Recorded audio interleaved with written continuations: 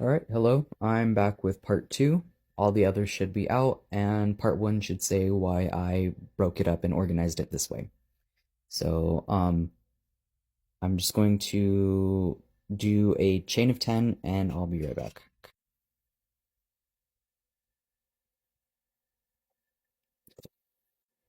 And real quick, here's just like a little tip for how I get clean lines underneath, which makes it a lot easier to attach to other pieces, is I don't work in the V's that you see up front. I actually turn it over and work in the little bumps behind the V's. It's a little more tedious, but it definitely yields a more polished result. I also do my starting double crochets for like a row of double crochets a bit differently. I don't have time to put that in here. 3 minutes is not as long as you would think. So if anyone's curious about that, that would be really easy to do. Just realized I did most of that off camera, but you didn't really miss much. It was just double crochet. This is not a double crochet tutorial. So um, I'm just going to, instead of yarning over like those last things, I'm just going to attach the green here.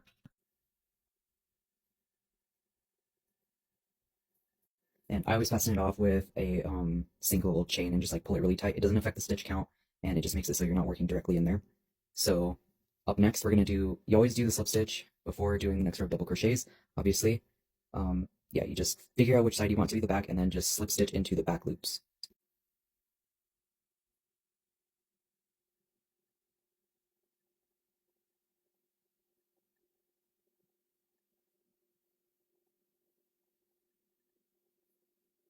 And that's what that looks like if it'll focus. And I always start and end my slip stitch rows with that really tight chain. Again, it doesn't affect the stitch count, it just makes it so you're not working directly in there. This is especially helpful when you're doing it in the round.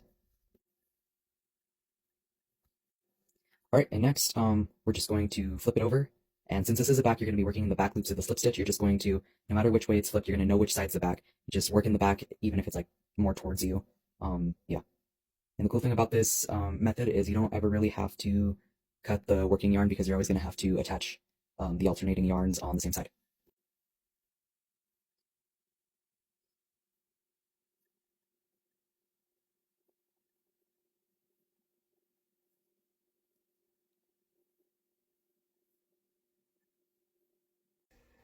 Um, okay, I hope this has been concise and like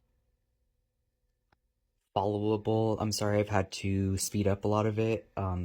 TikTok really is not a great platform to record things on, which I'm finding out, and like edit. So, yeah, sorry about that. Um, if there's any further questions, I am totally willing to elaborate more. But yeah, that's it. This is basically the whole technique. And just a reminder that part three is doing it in the round if that's what you were curious about. Thank you.